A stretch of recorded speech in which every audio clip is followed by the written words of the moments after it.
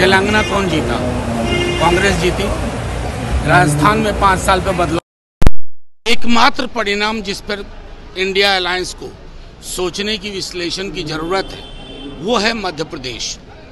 बाकी हर राज्य में, और मैं तो मुबारकबाद दूंगा कि अगर प्री मैच्योर सेलिब्रेशन करना चाहते हैं, ये क्षेत्रीय सरोकारों पर लड़ा गया चुनाव था। कल तक बीजेपी के लोग भी कह रहे थे ना, इसका लोकसभा से कोई लेना देना नहीं है।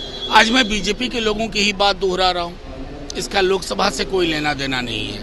लोकसभा के चुनाव विशुद्ध राष्ट्रीय मुद्दों पर, रोजगार पे, नौकरी पे, सिंचाई पे, दवाई पे और थाली की साइज पे लड़े जाएंगे।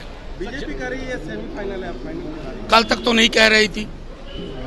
इसलिए देखिए, बीजेपी को सोचना चाहिए। अगर आप कल सेमीफाइनल कहे होते तो मैं मान लेता। कल तक आप कह रहे थे कि कोई मतलब नहीं है इसका चुनाव से, तो मैं समझता हूं हर चुनाव, कर्नाटक बीजेपी हार गई, उनके लिए सबक था। हम हार गए, हमारे लिए सबक है। अब इस सबक के आधार पर हम कैसे आगे बढ़ते हैं ये महत्वपूर्ण है। लेकिन 2024 का चुनाव राष्ट्रीय मुद्दों पर एक सेल्फ सेंटर्ड पॉलिटिशियन के खिलाफ लड़ा जाएगा। बिहार बीजेपी के प्रदेश अध्यक्ष ने कहा है कि कहने के हार के डर से इन लोगों ने 6 तारीख को दिल्ली में इंडिया गठबंधन की बैठक रखी। अब जेल जाने से डर रहे इंडिया गठबंधन के नेता। जेल तो इसका मतलब जेल भेजने की पूरी नीति तय होती है। आप मुकदमे से जेल नहीं जाते हैं, बीजेपी के मंशा के आधार पर जेल जाते हैं।